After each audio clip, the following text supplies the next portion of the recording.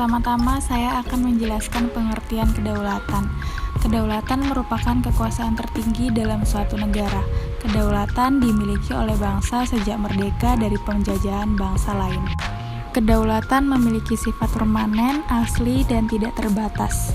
Kedaulatan hukum merupakan modal awal dalam pembentukan sebuah negara di mana semua elemen masyarakat disatukan dalam payung pemerintahan yang memiliki kedaulatan dalam hukum. Oleh sebab itu, kedaulatan membutuhkan hukum yang kuat dalam rangka menjaga kedaulatan tersebut. Di dalam kedaulatan hukum, kekuasaan tertinggi dalam suatu negara adalah hukum. Raja atau penguasa serta rakyat semuanya tunduk terhadap hukum.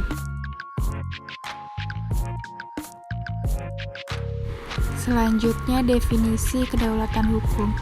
Kedaulatan hukum adalah apabila segala sesuatu yang berkenaan dengan hubungan antara penguasa dan rakyat mengacu pada aturan yang telah disepakati bersama, tidak hanya pada keinginan salah satu pihak, khususnya penguasa.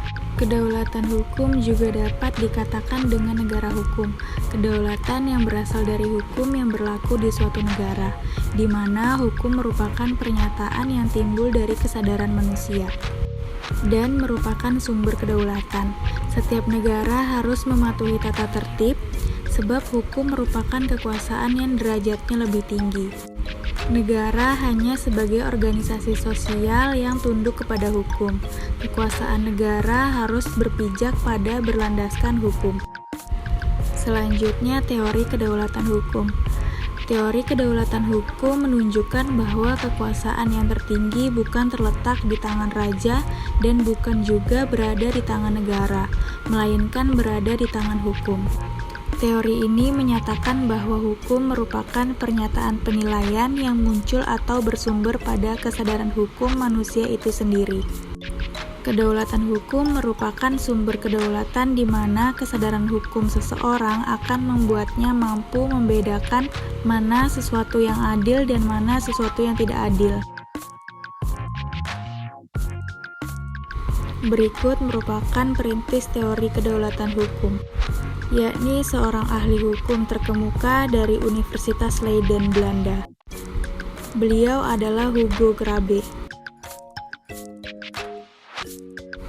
Adapun kelebihan teori kedaulatan hukum, yakni yang pertama, hukum memegang peranan penting dalam negara. Hukum lebih tinggi dari negara yang berdaulat. Artinya, dalam asal mula negara berdasarkan teori kedaulatan hukum mempunyai peranan yang penting dalam kehidupan masyarakatnya. Hukum harus tetap ditegakkan. Bagaimana hukum dibuat, begitulah seharusnya penyelenggaraan negara. Yang kedua, biasanya kondisi ini menciptakan keteraturan dalam segala sektor dan membuat negara berkembang secara cepat dan teratur. Yang ketiga, artinya perlindungan tersebut tidak hanya bersifat pasif tetapi juga harus bersifat aktif dalam rangka menyelenggarakan kesejahteraan bagi rakyat. Yang terakhir, sanksi terhadap pelanggaran bersifat memaksa. Selanjutnya, kelemahan teori kedaulatan hukum. Yang pertama, pemerintahan yang cenderung pro mayoritas dan hukum menjadi represif, khususnya bagi kaum minoritas. Teori ini cenderung menyeragamkan semua pola pikir masyarakatnya pada suatu norma tertentu, yaitu norma-norma masyarakatnya mayoritas negara itu. Yang kedua, timbul campur tangan politik. Dan yang terakhir, rendahnya integritas moral, kredibilitas, profesionalitas, dan kesadaran hukum. Dapat diambil kesimpulan, kedaulatan hukum kan sumber kedaulatan Indonesia. yang menganut teori kedaulatan rakyat dan kedaulatan hukum, di mana kesadaran hukum seseorang akan membuatnya mampu membedakan mana sesuatu yang adil dan mana sesuatu yang tidak adil.